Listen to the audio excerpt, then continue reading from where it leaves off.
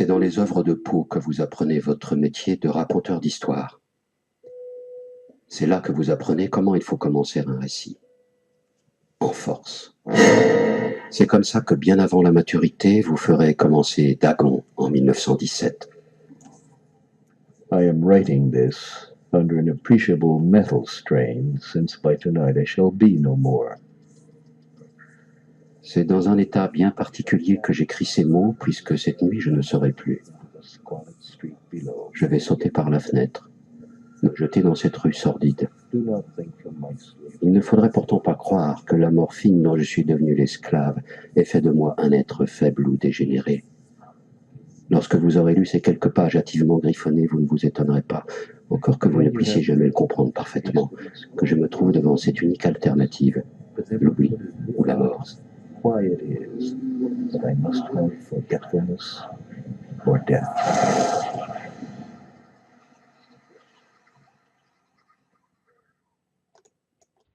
Vous venez de voir l'introduction pour un siècle d'écrivains sur Lovecraft, qui est un chef-d'œuvre et que je vous recommande de visionner complètement.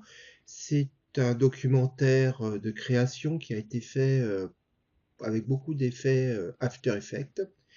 Et donc, je voulais vous montrer les fondamentaux de ces effets afin que vous puissiez utiliser vos images dans After Effects de cette façon. Alors, pour ce faire, on va faire un petit exercice de la forme suivante où on va se balader avec des images qu'on peut manipuler en 3D. Comment la 3D fonctionne dans After Effects? Eh bien, l'écran, finalement, va se constituer sous une forme, je dirais presque comme une scène de théâtre, dans laquelle il y a des informations de profondeur que l'on va pouvoir activer de la façon suivante avec ce petit cube calque 3D, et il le dit bien, permet les manipulations en 3 dimensions sur ce calque. C'est-à-dire que tous les calques 3D, tous les calques que vous mettrez dans After Effects, si vous les mettez avec la possibilité 3D, à ce moment-là, vous allez pouvoir les animer en 3D avec des possibilités en position. On voit qu'on a X, Y, Z. La profondeur qui est ici. Vous voyez bien, position. Ça ne s'active pas si vous n'avez pas coché le cube. Par ailleurs, il y a un autre outil qui est très pratique, qui est l'outil caméra, qui va permettre d'explorer la scène 3D. On peut éventuellement ne pas utiliser la caméra et simplement utiliser l'écran par défaut, mais la caméra peut être extrêmement utile parce qu'elle va doter la scène 3D d'un certain nombre de propriétés d'ombrage et des propriétés aussi de changement de cadre qui peuvent être extrêmement utiles. Mais pour ce faire, pour pouvoir agir comme ça, vous voyez que j'ai 13 calques. Et ces calques, ils appartiennent tous au même fichier Photoshop que j'ai fait là. Vous voyez que sur mon Photoshop, j'ai la suite de toutes mes animations.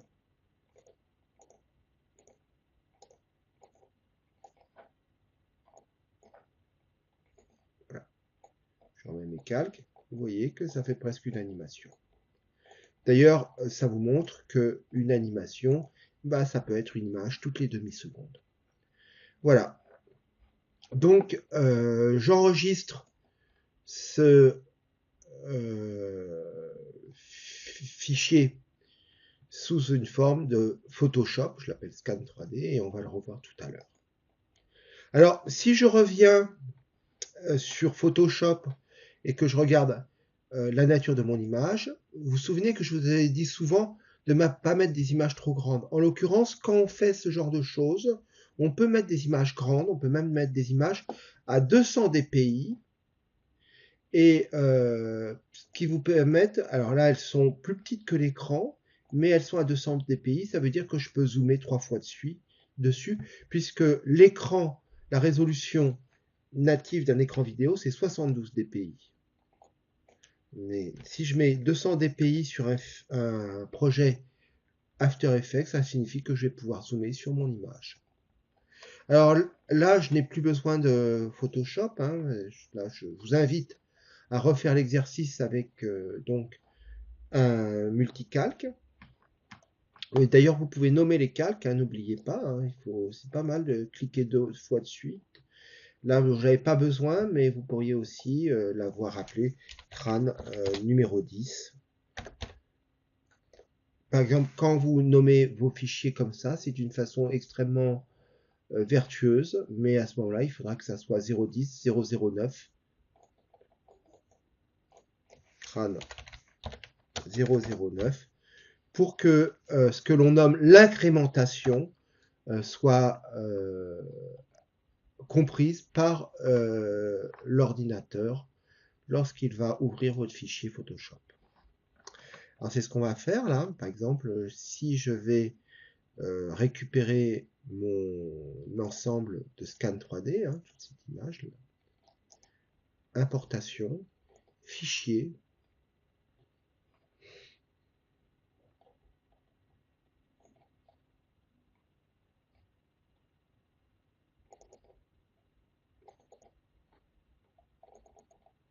et là j'ai mon scan 3D que je vais importer. Alors faites bien attention là. Vous allez voir que il faut que je me mette en composition et surtout pas en métrage. Voilà. Et je l'importe en composition. Il me demande si je veux l'importer sous composition avec un style de calque modifiable. Faites bien attention à ça aussi. Et je fais OK. Et voilà. Et donc je me retrouve avec ma liste d'images. La nouvelle liste, je devrais avoir scan.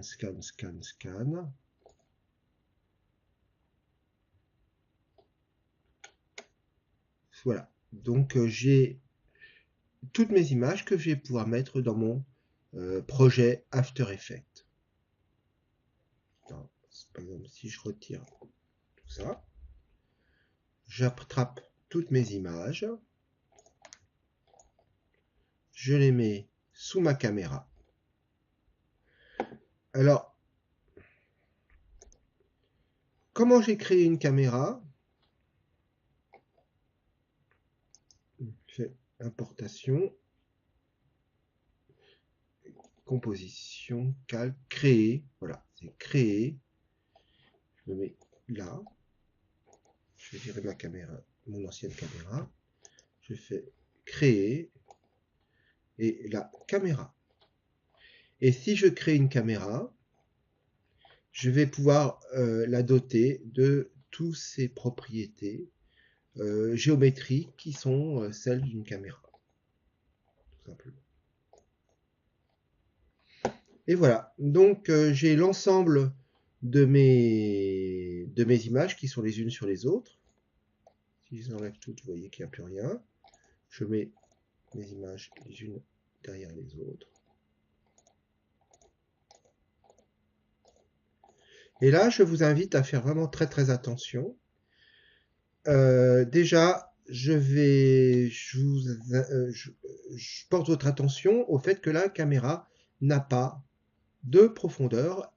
C'est un objet 3D par défaut. Par contre, tous les calques vont devoir posséder une propriété tridimensionnelle. Donc, je coche que ce sont des calques 3D. Alors maintenant, comment je vais mettre mes calques en profondeur? Si je bouge ma caméra, par exemple, en Y, vous voyez que mes calques sont tous les uns sur les autres. Ils ne sont pas différenciés. Alors, je bouge ma caméra de 17 degrés ce coup-ci en Y. C'est-à-dire que Y, c'est le sens. Vous avez Y, et là, vous avez X. Regardez sur X, Y. Et Z, c'est la profondeur. Donc, X, Y, Z. Et là, vous allez voir comment je vais faire apparaître mes fichiers en profondeur, tous mes calques, comment je vais mettre mes calques en... Donc je me mets sur le premier plan. Alors si je suis sur le premier plan, je vais, le premier calque, hein, donc je vais aller dans position et je me mets au troisième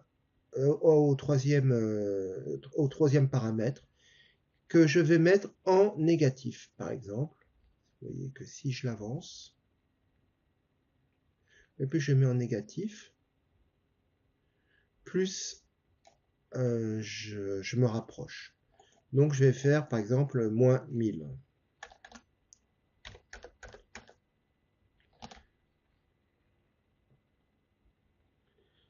Ensuite,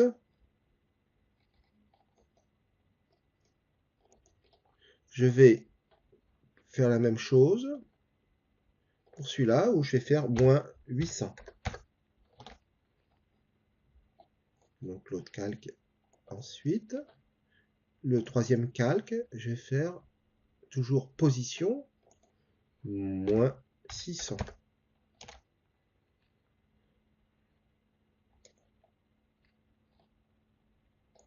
Le quatrième calque,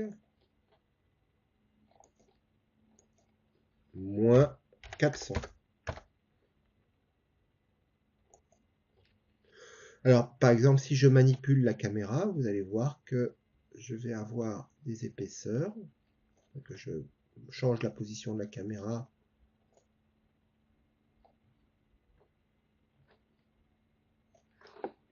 Et je la change en Y.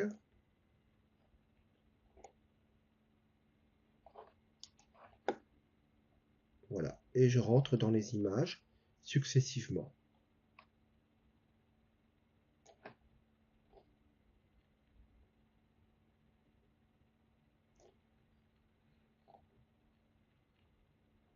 Et vous voyez que je commence à avoir un feuilleté d'images. Donc je continue mon exercice. Là, je vais pouvoir vraiment contrôler tout ce qui se passe.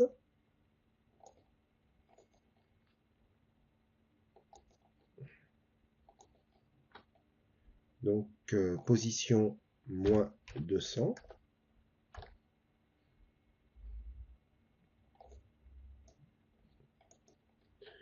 Transformer lui à 0. Celui-là, je vais le mettre à 200.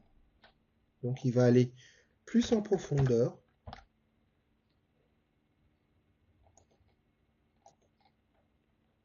Transformer, je mets à 400. Vous voyez que tout mon calque, mon fichier image se déploie. Donc lui, il va être à 600.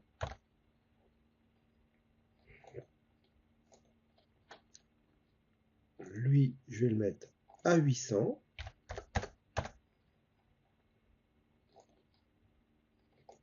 Et lui, je vais le mettre à 1000.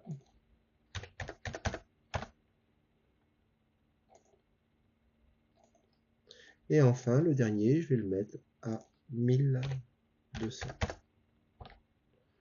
Voilà. Donc, par exemple, si je voulais raconter une histoire avec un crâne qui se transforme, je pourrais faire bouger ma caméra.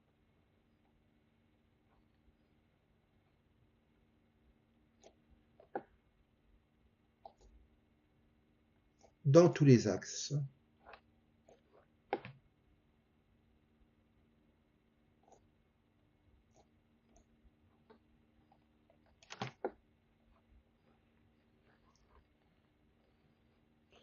Voilà comment on peut manipuler les calques 3D dans After Effects.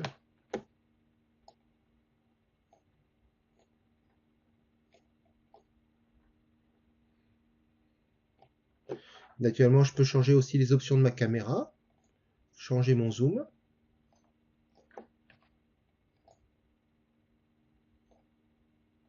Vous voyez que tout est possible.